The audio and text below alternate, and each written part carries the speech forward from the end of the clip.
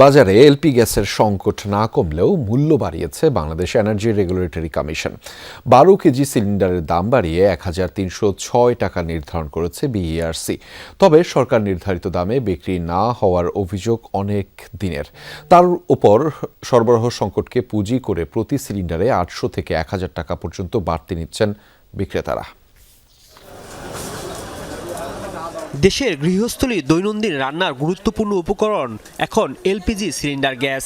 কিন্তু বেশ কিছুদিন ধরে দেশ জুড়ে গ্যাস সিলিন্ডারের সরবরাহ কম।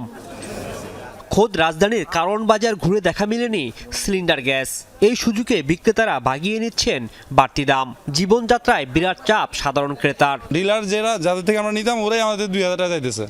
আমরা এনে সেল করবো কোথাও, এই জন্য আমরা নিজেরাও আনি না, বিক্রিও করি না। বিক্রি করতেছি না, গ্যাসের দাম অনেক বেশি, তাই আমরা ঝামেলা নিতে চাচ্ছি না। দাম যদি নিয়ন্ত্রণ আসে তাহলে আমরা ইনশাল্লাহ আবার উঠাবো। বাজারে বেচে 1900 টাকা, বাইরে বেচে 2500 টাকা।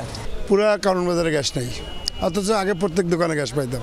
গ্যাস পাইতেছি না কোনো জায়গা, রান্নাবান্না বন্ধ টোটালি। তাহলে আমার যে বেতন অনুযায়ী এখন যদি সিলিন্ডার কিনে যদি আমি 6000 টাকা দিয়া 35 লিটার, ওটা তো আমার 1 মাস 2 মাসও যাবে না, আমার বেতন তো বাড়ে নাই। 100-200 টাকা একটা বেশ কম হইতো, এক জায়গায় 2700 800 1000 টাকা যদি বাড়তি হয় তাতে আমাকে তো কষ্ট। এমন পরিস্থিতিতে রোববার 12 কেজি সিলিন্ডারের দাম বাড়িয়েছে এনার্জি রেগুলেটরি কমিশন।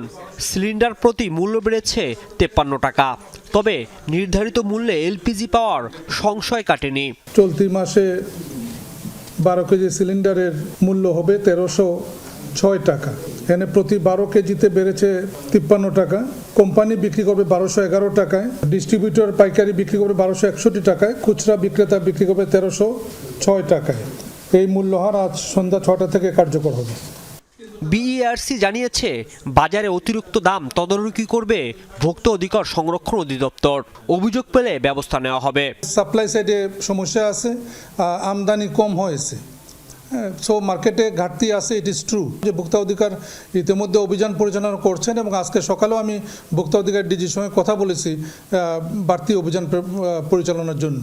এদিকে বিকেলে সংবাদ বিজ্ঞপ্তিতে জ্বালানি মন্ত্রণালয় জানিয়েছে এলপিজির পর্যাপ্ত মজুত রয়েছে।